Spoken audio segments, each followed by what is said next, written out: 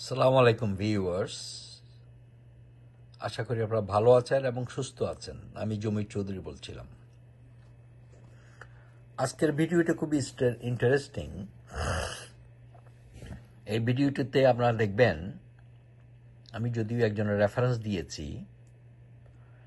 যে বাংলাদেশে সাম্প্রতিক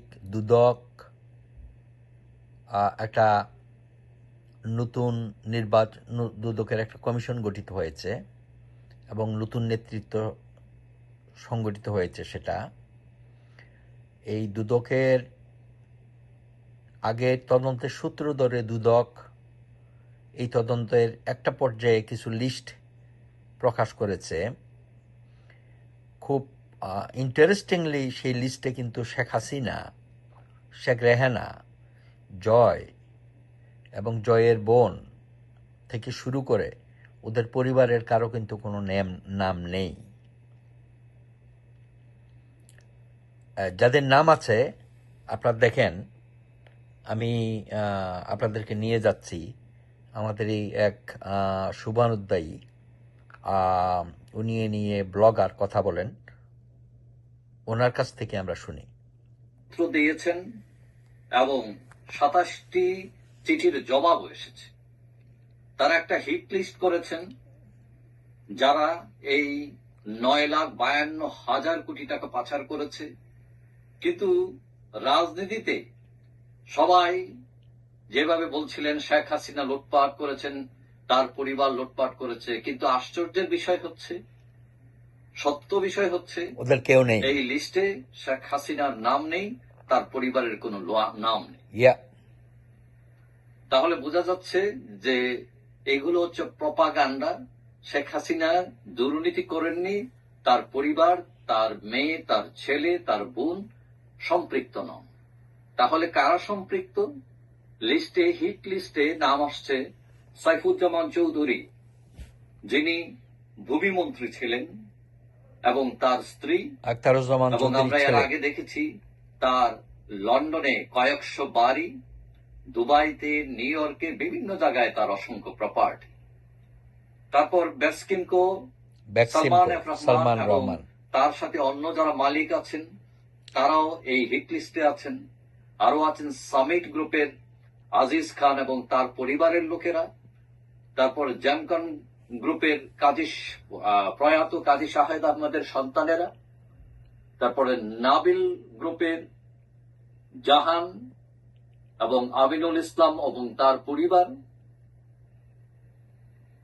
এইটা ছাড়াও আর ৪ জন ব্যক্তিগত মানুষের নাম এসছে যারা কোনো গ্রুপের সাথে জড়িত নয়।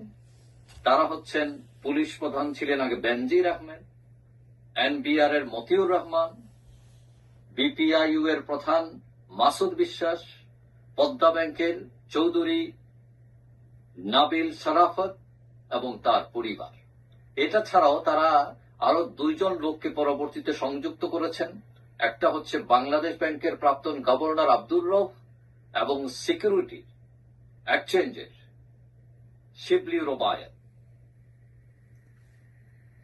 তারপরে রাজনীতিক যেসব ব্যক্তি অর্থ পাচার করেছেন, মন্ত্রী এমপি ছিলেন, তাদের মধ্যে আছেন আসাদুজ্জামান খান, শেখ সেলিম, ফজলে নূর তাপস, টিপু মুন্সি, আনিসুল হক, তাজুল ইসলাম, ফরিদুল হক খান, গোলাম দস্তগীর গাজী, জাহিদ আহমেদ রাসেল, তারপরে আনোয়ার হোসেন, হাসানুল হক ইনু, সম রাজাউল করিম, জাহিদ মালেক, দীপু মনি, মহিবুল হাসান চৌধুরী, সাধন চন্দ্র, তারপরে কামাল মজুমদার, শাহজাহান খান, তারপরে আছে আপনার নসরুল হামিদ, খালিদ মাহমুদ, জুনায়েদ আহমেদ পলক, জাকির হোসেন, ইমরান আহমেদ এবং ডক্টর হাসান মাহমুদ।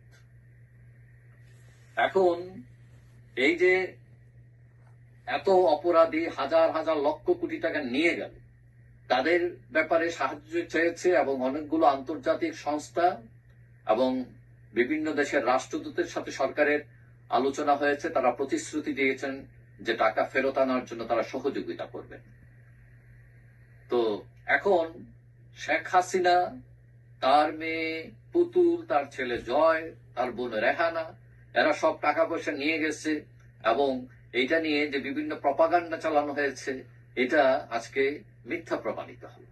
তবে কেউ কেউ মনে করেন শেখ হাসিনা বা তার পরিবার লুটপাট না করলে তাদের নাম ব্যবহার করে অনেকেই দুর্নীতি করেছেন এবং তিনি হয়তো কিছুটা জানতেন কিছুটা জানতেন না এবং তাদের বিরুদ্ধে ব্যবস্থা গ্রহণ করতে তিনি ব্যর্থ হয়েছেন। প্রশ্রয় দেয়া হয়েছে, এই কথাটাই আর কি। এখন এটা আওয়ামী লীগ সরকারের একটা ব্যর্থতা, কারণ এত বড় লুটপাট হলো কিন্তু সরকার নির্বিকার ছিল।